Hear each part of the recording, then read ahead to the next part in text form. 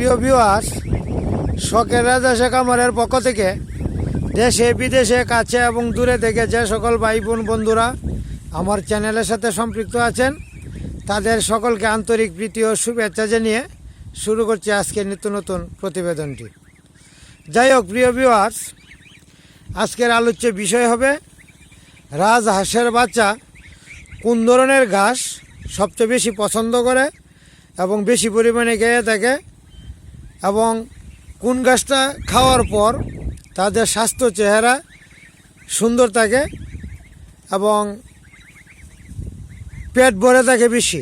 এই বিষয় নিয়ে আজকে আলোচনা করব। যাই হোক, যারা আমার চ্যানেলটি এখনও সাবস্ক্রাইব করেন নাই, নিত্য নতুন ভিডিও পাইতে আমার চ্যানেলটি সাবস্ক্রাইব করে পাশে থাকার জন্য বিনীত অনুরোধ রইল। আর আমি একজন নতুন উদ্যোক্তা হিসেবে, অতি ক্ষুদ্র এবং নগণ্য মানুষ হিসেবে, যে আমার ভিডিওটি দেখেন না কেন অবশ্যই একটা সাবস্ক্রাইব করবেন। আর আমার ভিডিওগুলো যদি ভালো লাগে তাহলে অবশ্যই শেয়ার করে আত্মীয় স্বজন বা বন্ধু বান্ধবের মাঝে শেয়ার করবেন। যাই হোক, মূল কথায় আসা যাক। ঈদের মার্কেট ধরার জন্য আমার বেশ কিছু বাচ্চা তৈরি করতেছি আলাদাভাবে, আর ছোটো বাচ্চার ভিডিওটা আমি একটু পরেই দেখাবো। এই যে হাঁসগুলি বা এই বাচ্চাগুলি যে দেখতেছেন, এইগুলি কিন্তু আমি ঈদের মার্কেটে সেল দিব। আরও 1 মাস বাকি আছে, 1 মাসের মধ্যে আমি এইগুলো সেল দিতে পারবো একটু আকর্ষণীয় দামে এবং চাহিদা সম্পূর্ণভাবেই আমি সেল দিতে পারবো। এখন বিষয়টা হচ্ছে কোন ধরনের ঘাস বেশি পছন্দ করে।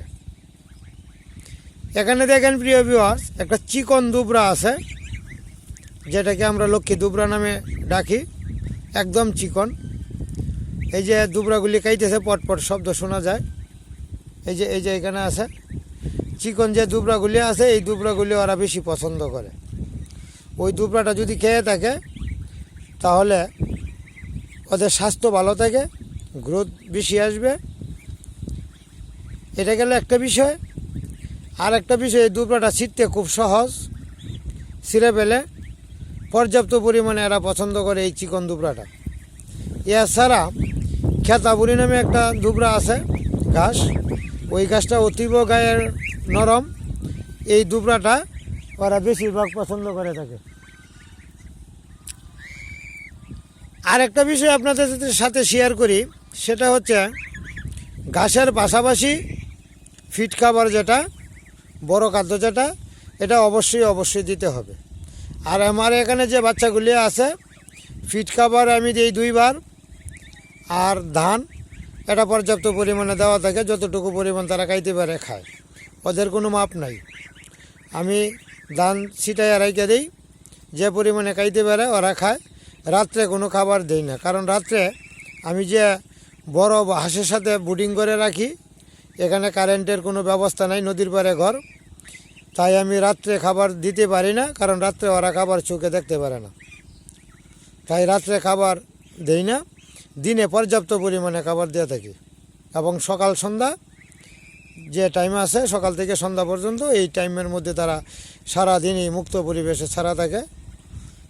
আর আমার বড় ভাই রক্ষণাবেক্ষণ একটু করেন, দেখাশোনা করেন। এই হলো একটা বিষয়। আর একটা বিষয় হচ্ছে ফিড খাবার আমি এখনও বন্ধ করি নাই।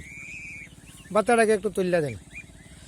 এই ফিড খাবার আমি এখনও বন্ধ করি নাই, তবে আগামী সপ্তাহের মধ্যে বোধহয় এই যে বড় হাঁস যেটা আছে, বাচ্চা যেটা আছে, এটার ফিড খাবার বন্ধ করে দিব।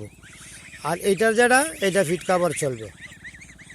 এই যে এইটা ঈদের আমি আশা করতেছি।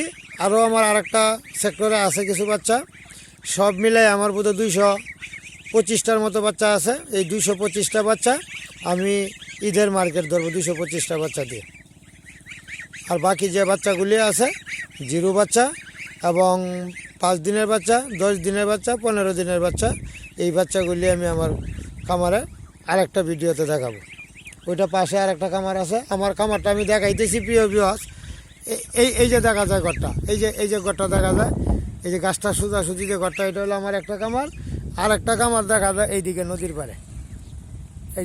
এই যে নদীর পাড়ে এই যে হাঁসগুলি দেখা যায়, এইখানে আছে আরেকটা। এই 2টা সেট, আর বাচ্চার জন্য আমার আছে আরও 2টা সেট। এখানে আমি রাখি, রাইকে যত্ন করতেছি। যাই হোক প্রিয় ভিউয়ার্স, আপনারা যদি রাজহাঁস পালন করেন তো অবশ্যই চেষ্টা করবেন চিকন দুবরাটা এবং কেতাপুরি নামে যে দুবরাটা আছে, ছোটা একটা দুবরা, এই দুবরাগুলি খাওয়ানোর জন্য। আর একটা বিষয় শেয়ার করি আপনাদের সাথে, ফিড খাবার অবশ্যই দিবেন, মিনিমাম 2 বার হলেও দিতে হবে। আর আস্তে আস্তে ধানে ধরাবেন, ধানে ধরাইলে আপনার সুবিধা হবে, কারণ ধানের দামটা থাকবে কম। ফিড খাবার হলো 3000 টাকা বস্তা 50 কেজি, আর ধান আপনি 50 কেজি আনলে আমাদের স্থানীয় বাজারের দাম অনুযায়ী 1800 টাকা হইতে পারে।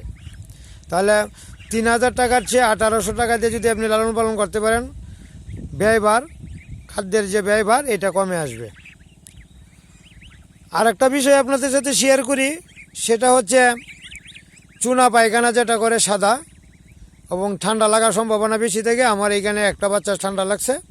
এই ঠান্ডা লাগার জন্য কি করণীয়, কি ঔষধ, এটা আমি পরবর্তী ভিডিওতে আমি আপনাদের সাথে শেয়ার করব। আর আমার এক সিরাজগঞ্জের এক বোন এই 3টা বাচ্চা নেবেন, ওই 3টা বাচ্চা ওনার পছন্দ, আমি পছন্দ, উনি এই মার্ক করে দিয়ে দিয়েছেন আমার ভিডিও দেখে। আমি 3টা বাচ্চা অবশ্যই ওনাকে আগামী রবিবারে দেওয়ার চিন্তা ভাবনা করতেছি, যাব। এই যে বাচ্চা 3টার মধ্যে এই যে একটা শুয়ে আছে, আর এই যে আর একটা আছে, আর সাদা, এখান থেকে যে কোনো একটা বড় বাচ্চা আমার পছন্দ অনুযায়ী আমি দিব। এই বাচ্চাগুলি আছে, এই 3টা বাচ্চা ওনার খুব প্রিয় এবং ফেভারিট কালার। ওই 3টা বাচ্চা আমি অবশ্যই ওনার জন্য নিয়ে যাব। এটা ব্যবসার সুবাদে না, ভালোবাসার সুবাদে। উনি আসলেই ওনার বাচ্চার ভালোবাসাকে প্রাধান্য দিয়েছেন। উনি ওনার বাচ্চা চেয়েছেন যে রাজহাঁস পালন করবে, উনি 3টা বাচ্চা আমাকে বলছেন, আমি নিয়ে যাব। আর আমার এইগুলি আছে, এইগুলি মোটামুটি রাজপাক যেটা, এটা উঠে পড়ছে। আর কয়েকদিন, আর 15-20 দিন যাওয়ার পরেই এরা পরিপূর্ণ হাঁসে পরিণত হয়ে যাবে। যাই হোক প্রিয় ভিউয়ার্স, যারা আমার চ্যানেলটি এখনও সাবস্ক্রাইব করেন নাই, নিত্য নতুন ভিডিও পেতে আমার চ্যানেলটিতে সাবস্ক্রাইব করে রাখবেন, নিত্য নতুন ভিডিও পাবেন। আরেকটা বিষয় হচ্ছে, আমি অতি ক্ষুদ্র এবং নগণ্য একজন মানুষ।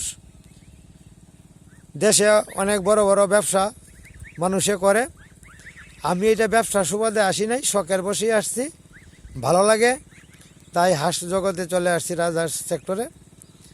এটা নিয়ে আমি চলি, সর্বক্ষণ এটা নিয়েই পড়ে থাকি, এটা নিয়েই ভাবি, এটাই আমার চিন্তা চেতনা। যাই হোক, একজন নতুন উদ্যোক্তা হিসেবে, একজন হাঁসপ্রেমিক হিসেবে, যদি আমার হৃদয়ের সাথে আপনার হৃদয়ের এক হয়ে থাকে, তাহলে অবশ্যই আমার ভিডিওটা দেখা মাত্রই আপনারা একটা আঙ্গুলের ছাপ দিয়ে আমাকে একটা সাবস্ক্রাইব অবশ্যই করবেন, একটা লাইক, একটা কমেন্ট, যদি ভিডিওগুলি ভালো লেগে থাকে তাহলে একটা বন্ধুবান্ধবের মাধ্যমে শেয়ার করে দিবেন। ধন্যবাদ সবাইকে, ভালো থাকবেন, সুস্থ থাকবেন। আবারও দেখা হবে পরবর্তী ভিডিওতে। 2 ঘন্টা পর আমি আরও একটা ভিডিও করতেছি। ধন্যবাদ।